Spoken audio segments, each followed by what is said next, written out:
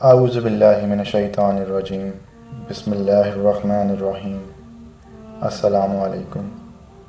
زندگی اور موت کیا ہے؟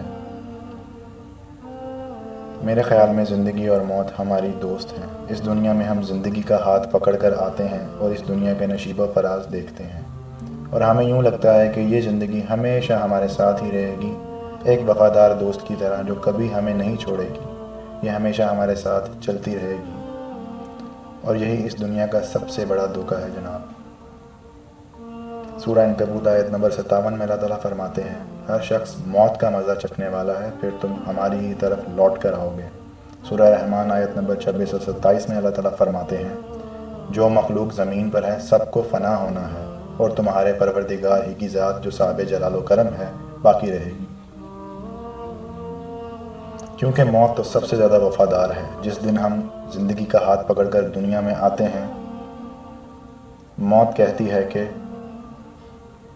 یہ زندگی کا اعتبار نہ کرنا، یہ بڑی دھوکے باز ہے۔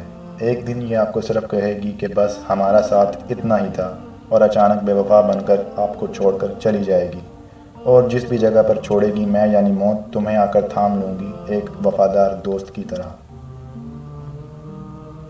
اور زندگی تمہیں ہر حال میں چھوڑ دے گی، یہ اس کی فطرت ہے، لیکن میں تمہیں کسی حال میں نہیں چھوڑوں گی، یہ میری فطرت ہے۔